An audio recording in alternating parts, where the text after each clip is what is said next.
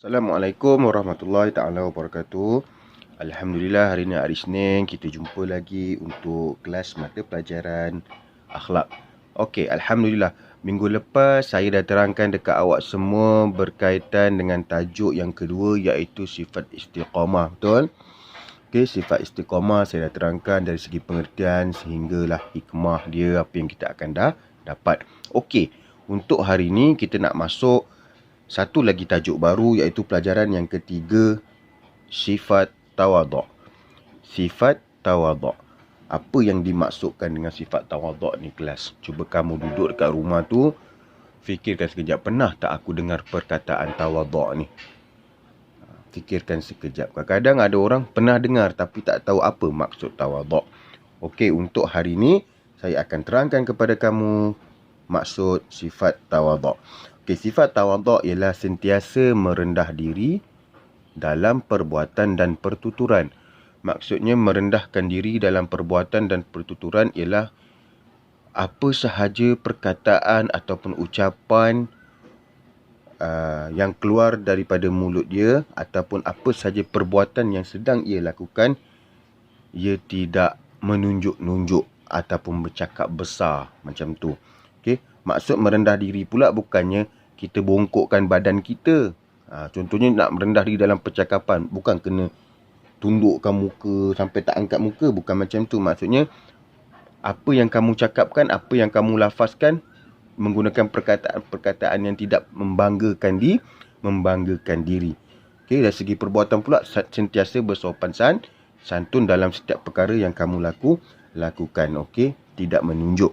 Okey, itu dia punya pengertian tawaduk. Okey, bukti dia datang daripada mana kelas? Bukti dia datang daripada ayat Al-Quran. Surah Syu'ara ayat 215. Okey. Okey. Dia bukan daripada hadis tapi ia daripada Al-Quran. Kalau daripada Al-Quran bermakna ia direct terus daripada Allah. Allah yang suruh kita bersifat tawaduk. Okey, maksud daripada ayat yang ini kamu boleh baca. Okey, maksud dia ialah, dan rendahkanlah dirimu terhadap orang-orang yang mengikutimu, iaitu orang-orang yang beriman.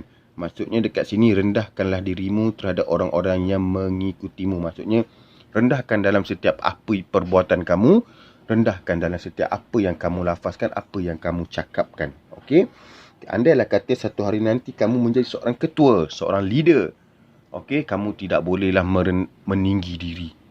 Aku ketua, kau kena hormat cakap aku. Aku ketua, kau kena ikut apa yang aku buat. Bukan macam tu. Okey, semakin tinggi kita, semakin menunduk kita, semakin tawaduk kita. Kalau kamu tengok seperti tumbuhan yang diberi nama padi.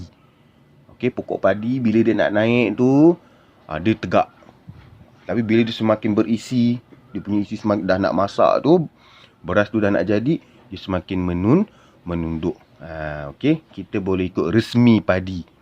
Okey, itu dia punya bukti dia. Okey, kita tengok pula dia punya ciri-ciri apa yang perlu ada kepada diri kita jika kita nak jadi seorang yang bersifat tawaduk. Okey, yang pertama, merendah diri dan tidak sombong. Yang kedua, tenang dan sabar dalam melakukan ibadah.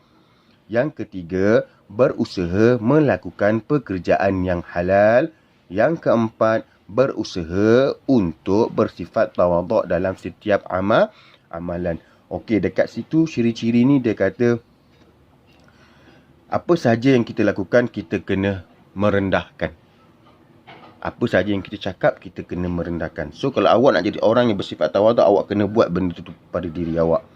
Okey, lepas tu, orang yang bersifat tawaduk ni juga, dia tenang dan sabar dalam apa sahaja ibadah yang dia lakukan. Dalam apa sahaja perbuatan yang baik dia lakukan, dia akan tenang dan sabar. Contohnya, kalau dia nak buat kebaikan, mesti ada ujian dia, betul? Nak buat kebaikan, mesti ada cabaran dia. So, bila orang yang bersifat tawaduk ni, dia tenang dan sabar untuk membuat satu perkara yang baik. Okey. Antaranya lagi, orang yang bersifat tawaduk ni, dia perlu berusaha melakukan setiap pekerjaan yang halal. Okey. Setiap pekerjaan yang halal ni, setiap perbuatan yang diredai Allah lah, termasuklah perbuatan kita, harian kita, ataupun pekerjaan kita sendiri. Okey. Janganlah kita berusaha melakukan perbuatan yang tidak elok, perbuatan yang haram. Okey. Dan yang keempat antaranya ialah berusaha tidak bersifat tawaduk dalam setiap amalan. Contohnya amalan kebaikan yang kita buat antaranya ialah bersedekah. Walaupun kita bersedekah dalam satu jumlah yang banyak, juta ke, ratus ribu ke, apa ke, macam mana pun kena bersifat tawaduk. Jangan kita sombong, jangan kita angkuh, bangga diri. Melainkan kamu buat sesuatu itu atas disebabkan amanah seseorang, so memang kamu kena tunjukkan bukti yang kamu dah melakukan tugasan. Itu dibenarkan. Okey? Alright. Itu ciri-ciri dia. Jom kita pergi kepada muka surat yang seterusnya, iaitu muka surat yang ke-10.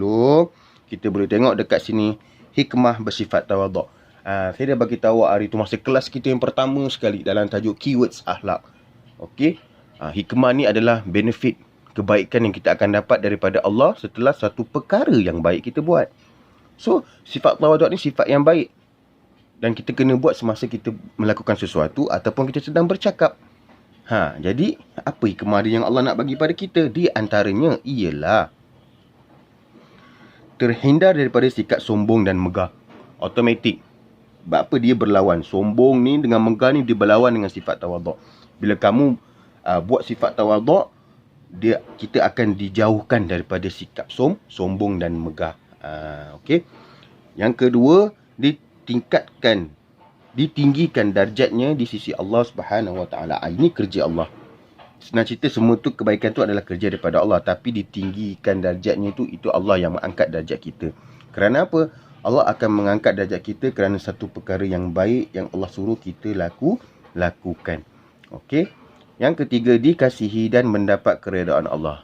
Buat benda baik pada Allah, Allah sayang kita. Buat benda baik pada manusia, manusia sayang kita, Allah sayang kita. Jadi, tawaduk ni sifat yang baik, Allah akan sayang kita, Allah akan redha kita. Dan yang keempat, dapat menerima pendapat orang lain dengan hati terbuka. Apabila sifat sombong dah tak ada dalam diri, dan sifat tawaduk sahaja yang ada dalam diri kita, automatik bila ada teguran, ada pendapat lain, kita akan terima dengan hati yang terbuka. Kerana apa? Dia dah tak ada sifat sombong dalam diri. Yang dia tahu, teguran orang adalah teguran yang positif, teguran yang baik, aku kena terima. Itu hikmah dia, iaitu sifat kita mudah menerima pendapat ataupun teguran orang lain dengan hati yang terbuka. Okey.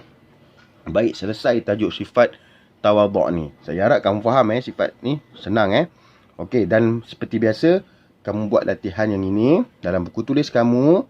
Okey, jangan lupa hari dan tarikh. Macam biasalah, buat hari dan tarikh ni kebanyakannya yang hantar pada saya tak ada hari, tak ada tarikh.